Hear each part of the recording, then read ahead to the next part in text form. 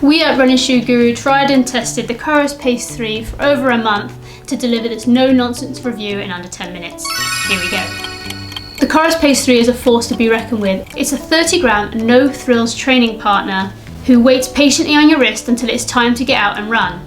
That's when it truly shines. Before we get going, it's worth noting that Coros did not gift us the watch, nor are they sponsors of this video. In fact, they have no idea that we're even producing this review. But at first glance, I thought the nylon straps matched the off-white casing like PB&J. They're Velcro, quick release, and interchangeable by a pin should you need to wash it, which if you've opted for the white nylon straps, then I suggest you do. It can start to look a little grubby with day-to-day wear, and dog hairs do get stuck in the material as well.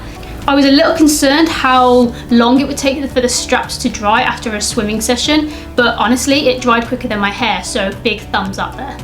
Like the Forerunner 265, the casing is like a matte plastic, but there's something about this off-white colour that just really works aesthetically. It's also super flush to the wrist, being only 11.7mm thick, and as a bonus, the 5 LEDs and 4 photo detectors can read the heart rate through a tattoo. Honestly, I had so many compliments on this watch. That was until people actually looked at the screen. It's got a 1.2-inch 64-bit colour display. It reminds me of the Tamagotchi days. It's a bit dated. I don't mind that considering it's just over $250. I'm not expecting the world, but what this watch lacks in material and graphics compared to its competitors, it supersedes in other areas where it truly matters for runners. There are no bells or whistles with this watch. It's super simple to look at and super simple to work. Click the crown to unlock the screen and access the data profiles, and hold the back button to access the toolbox menu with features such as music, navigation, watch faces, and camera control, which I thought was really interesting. It links to a GoPro or Insta360 cameras to control it somehow. It's a cool and unique feature, but I didn't have that kind of technology to test it, so I can't comment on that.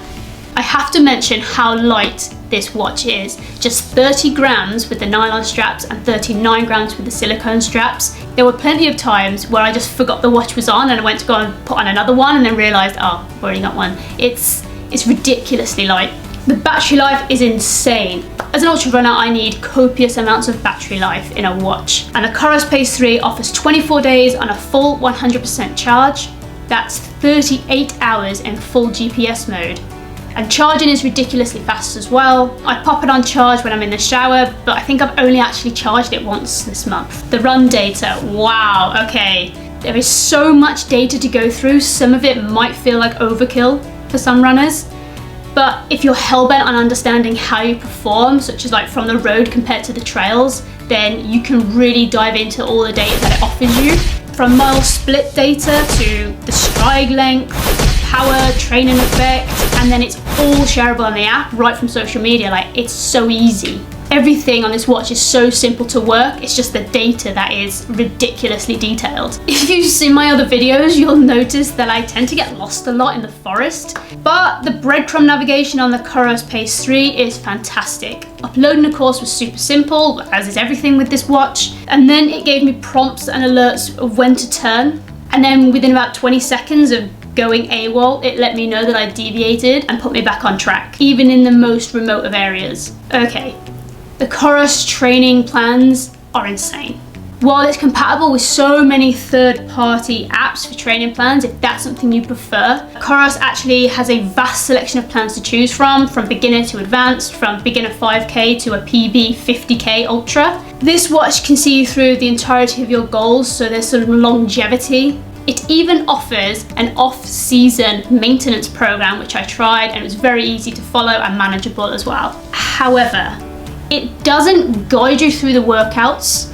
For one session I clicked go and I was running, and apparently I was meant to do an interval training that day, and the watch was bleeping at me like mad, and I don't know what it wants. It wasn't telling me, you know, you should be in zone 4 or you should be hitting this pace. It just kept bleeping as if I was doing something wrong, but I didn't know what I was doing wrong, so that was really confusing. Like, I had no clue, so I just had to ignore it and carry on running and do what I wanted to do in the end. That's not great compared to its competitors like Garmin and Polar, who will literally see you through each session. They'll count down for you until it's time to rest, or they'll count your rest or give you a target heart rate to hit. So it's kind of lacking there.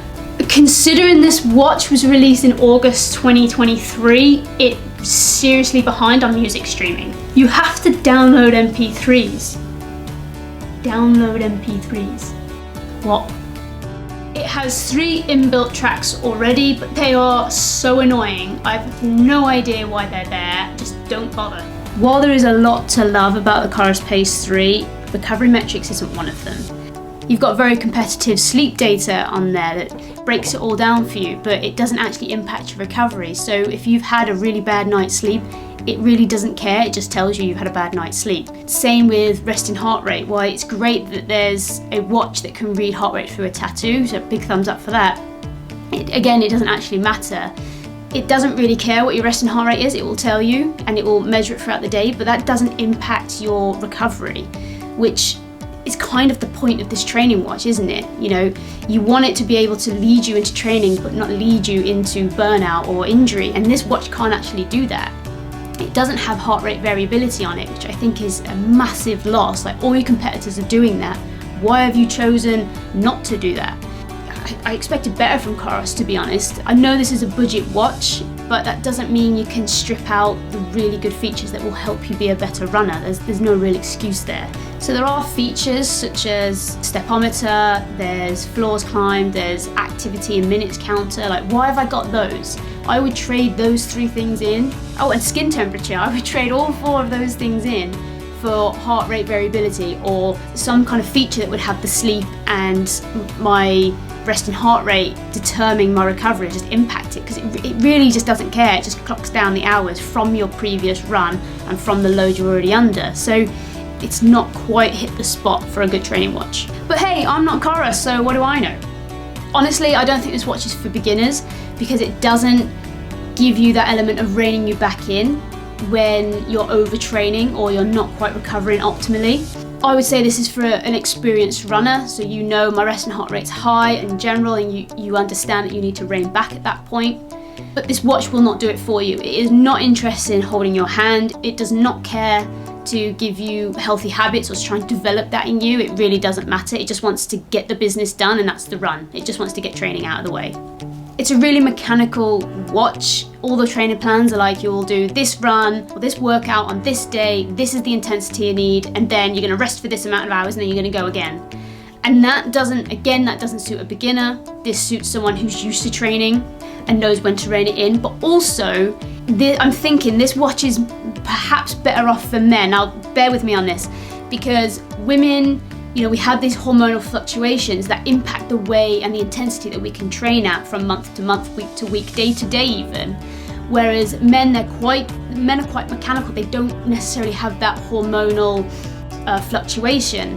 And this watch suits that. It's not taking any other sort of hormonal information or rest or stress information, where that would, for me, I think that suits a male runner. So I think this watch would fit an experienced male runner for any distance, for any terrain. It really can guide you through the full realm of 5K to ultramarathon. It is a great watch, but I think it's a great watch for men. Honestly, considering this is a mid-2023 watch, the Coros Pace 3, I do think that it's falling behind, considering there's technology in other watches like AI that are just superseding. I really think Coros can do better, and it's a shame because it looks like a really good watch. It's really light, it's fantastic, the battery and the navigation is brilliant, but that's the only good points on this watch. How did we do? If you like this video, please like and subscribe to this channel for more top tech and shoe reviews. See you soon.